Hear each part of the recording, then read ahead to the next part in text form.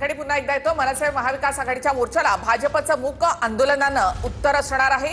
मनसे आणि महाविकास आघाडीच्या मोर्चाच्या विरोधामध्ये भाजपचं मूक आंदोलन असणार आहे।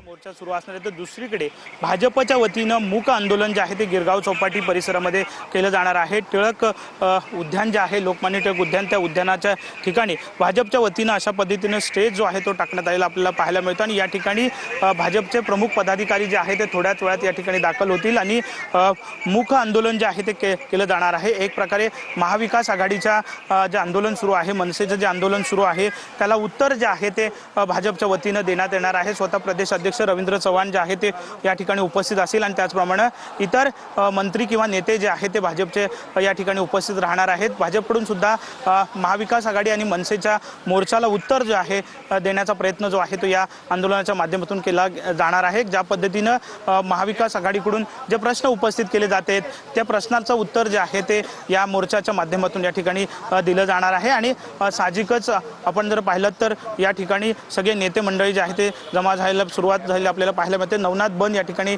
भाजपचे माध्यम प्रमुख आलेले आहेत। या ठिकाणी तुम्ही मूक आंदोलन जे आहे ते करताय, नेमकं कशा पद्धतीने त्याचं नियोजन आहे? खरं तर हा महाविकास आघाडीचा सत्याचा मोर्चा नाही तर असत्याचा मोर्चा आहे। भारतीय जनता पार्टीच्या वतीने दुपारी 1 वाजता या ठिकाणी मूक आंदोलन केलं जाणार आहे आणि या आंदोलनामधून आम्ही प्रश्न विचारणार आहोत की कशा पद्धतीनं महाविकास आघाडी लोकसभेला जिंकली।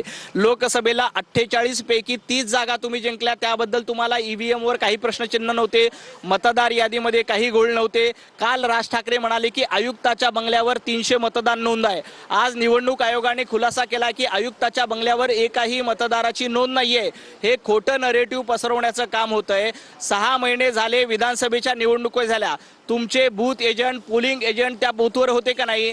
पोलिंग एजंटनी तक्रार केली नाही, पोलिंग एजंटने ऑब्जेक्शन घेतलं नाही, मग आता तुम्हाला बोगस मतदार, आता तुम्हाला बोगस यादी कसं काय सुचते?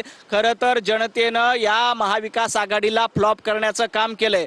त्यामुळे राज ठाकरे नावाचे पाहुणे कलाकार महाविकास आघाडीनं आयात केले। परंतु मला सगळ्यांना एक सांगायचंय, ज्या पद्धतीनं विधानसभेला महाविकास आघाडीचा चित्रपट फ्लॉप झाला, अगदी तशाच पद्धतीनं राज ठाकरे यांना पाहुणे कलाकार म्हणून जरी घेतला असेल तरी हा चित्रपट महाराष्ट्रातील जनता निश्चितपणे फ्लॉप करेल। हा सत्याचा मोर्चा नाही तर सत्ता मिळावी यासाठी काढला गेलेला मोर्चा आहे। परंतु महाराष्ट्रातल्या जनतेला माहीत आहे की यांना नाकारण्याचं काम महापालिका निवडणुकीत निश्चितपणे करेल।